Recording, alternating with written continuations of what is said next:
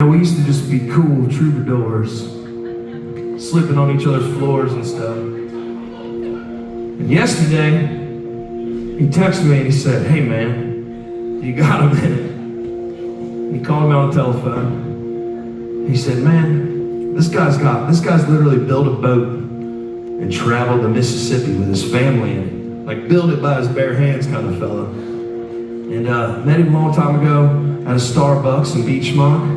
And this morning I went there, and before I came here, I went inside and I started talking to the baristas. And I said, "Oh, I used to work here." And they looked at me like, "All right, whatever." Just like everybody else with a sleeve tattoo, and that's 38, and a black t-shirt. And I said, no, I really did. I said, honestly, this is one of my favorite jobs, and I'll be honest, if I could still work here, I would, because it's like you just pour coffee and talk to Marty Brenneman when he orders his fancy drinks and pulls out stacks of 100s and pays for them. But I told that girl, I said, I love it here, man. I said, I loved it here. It was one of the best times of my life, just being here and serving coffee, getting to know each other and networking and connecting and stuff. And then I walked out of there, and I walked out and I saw our trailer sitting there, and I was getting ready to, the van in the trailer, and I was getting ready to come here. We got here at about 2 p.m. today to start loading in. And as I was walking up to it, I thought, man, I remember being at that coffee shop talking about playing music. And everybody there used to come to our shows and they'd be a part of it. And I remember just telling them, like, "Oh, this is what I'm gonna do, man. This is what I'm gonna do." And they were like, "Oh, dude," they were believing, you know what I'm saying? Belief is a currency. And I just had that moment before we came here tonight. And I thought to myself, man, I get to go do this with you guys. So that's my way of just saying thank you to the girl at Starbucks today. But for my salted caramel cold foam, cold brew, no sweetener in the coffee, venti, that's what it was. She nailed it, actually. She did a really good job. I'll probably go back. But also, it was just a cool thing to happen because I just stood there in the parking lot and I was like, good God, man.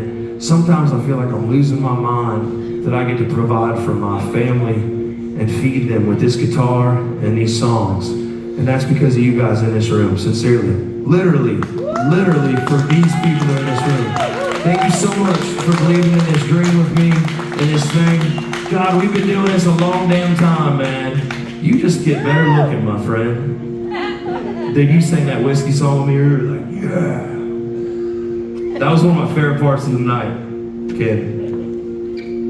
During COVID, we'd get on Zoom once a month and just like carry each other through life a little bit. I thought it was for you guys. Truthfully, I was just trying to figure out how I was going to keep tricking people into thinking I could do this shit. But for real, we spent a lot of time together, man. And I just like having these moments. It's all lights and shows and whatever and all that thing. We're just people doing this thing together. And I look around here, and I'm just grateful for y'all. I'm really, really excited. We got a show coming up November 26th, the night before Thanksgiving, at Lori's Roadhouse with Taylor Austin Dye. We got one more big banging thing, so come out and hang with us that night. But it's just so special to be here in this room. So now I circle back to that Starbucks a couple years back, many years ago. And this band got out of a van. I was working there on a Sunday morning. I was the only person under the age of 40 that would actually take a full shift because me and Candace already had our oldest boy. And I was the only one that would actually take all the hours, and all these young kids would get pissed off. And all the old people would get pissed off, and I was like, well, try to outwork me, man. And on a Sunday morning, this group of guys got out of a van, walked in about 8:30 in the morning. Marty Brenneman had already been there to get his drink. And they had corduroy pants on and black rock and roll t-shirts, and they walked in the door. And right when they walked in, I saw them coming. And there's a thing about musicians, you know what I'm saying? You can see us, we kind of float through the room a little bit. And if we're with our brothers and sisters, then we're like a tribe. We're going to take this hill right now, and you're going to give us all your drinks for free. And they walked in, and the first thing that I said to them, I said, "Where did you all play last night?" And that instantly made us best friends because they laughed and they were like, "How did you know we were a band, man?" And I took their card that day, and Trapper laid his card down on the table. It's still in my studio just to remind me that this is how this whole life happens for all of us.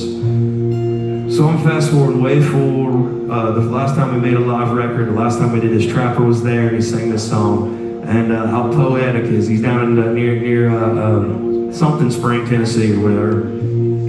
Raising his kids. His boy's a badass baseball player, and we always sharing stories or whatever. And he's wrote a book, and he's done all these amazing things. And I say all that to say this. It's just been this awesome thing. We toured together. We played in McMinnville, Tennessee, in his hometown. Sold some rooms out. We played there one night, and it was so rowdy that the building was bouncing, that all the dust started falling out of the upstairs and onto all the food downstairs, and they had to come and tell us to calm down because the place was literally falling down.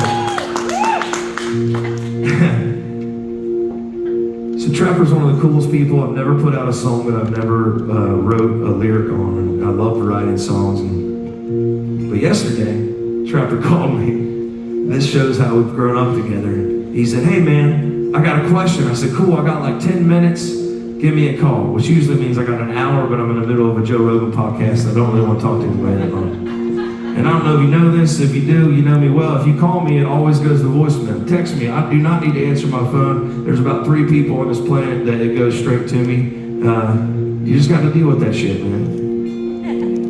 But yesterday he said, "You got 10 minutes?" I said, "I got 10 minutes." He called me, and I'm like, "Man." And he's like, "I got something to tell you." And I'm like, "Did you get a new book? What's going on? Do you want to come up and do some shows?" Like, "Man, I'd love to hang out with you." And he's like, "No, man." He's like, "I really need your help." And Trapper helped me with a lot of stuff, and mental health land and all kinds of stuff. And I said, "Man, what's going on? What's going on?" I was really, really excited. He's like, "Dude, I can't figure out how to get my Facebook to connect to my Instagram."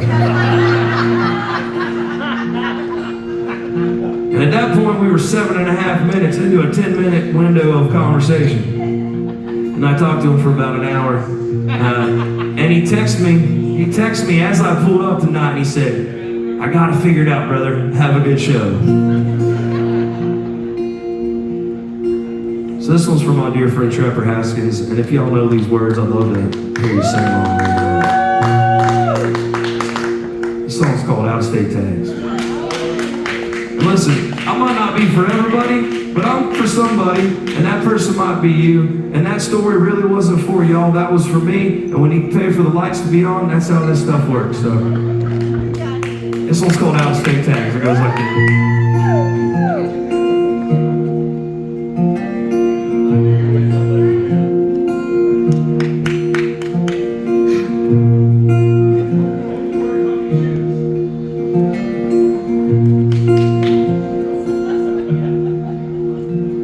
I slipped into town around midnight after 17 hours on the road. Between the cold nights and trains, Lord, there ain't nothing changed in this place I no longer call home. Floodlights they shone on the courthouse, and there weren't a soul in the square. Got my generation, radio stations I ain't heard since I seen you here. I ain't heard since I seen you here. This is the place. This ain't the time.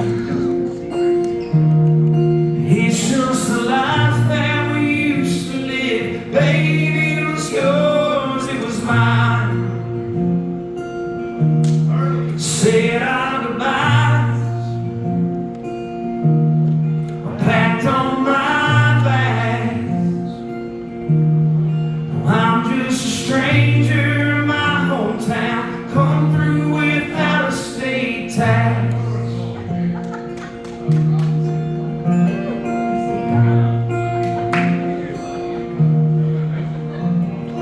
We were too cool for school spirit.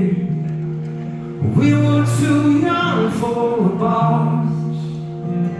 So I'd sneak a 6-pack. We'd drive around and lay back in the pasture on the hood of my car. You had a head full of knowledge. I had a tin full of snow. You keep your eyes out for meteorites. Oh, I never was patient enough. I never was patient enough. This is the place. This ain't the time. It's just the life that we used to live. Baby, it was yours, it was mine. Said our goodbyes, packed on my bags. I'm just a stranger in my hometown, come through without a state tax.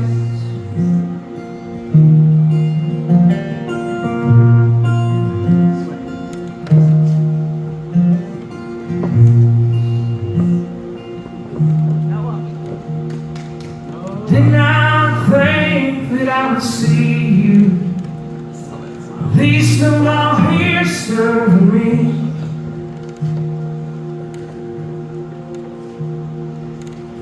Figured you'd have no painting studio in New York, or maybe the Keys. See me, I've been traveling for work song, St. Louis down to Santa Fe. Give it all up for one more tomorrow. My back just won yesterday. Say it again. My back just won yesterday.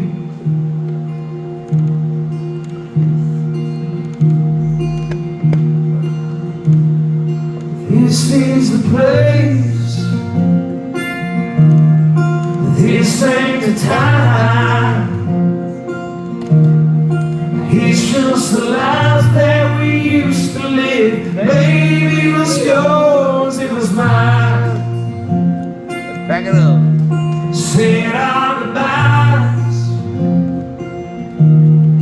packed on my bags. I'm just a stranger in my hometown, come through without a state tax. I'm just a stranger in my hometown, come through without a state tax.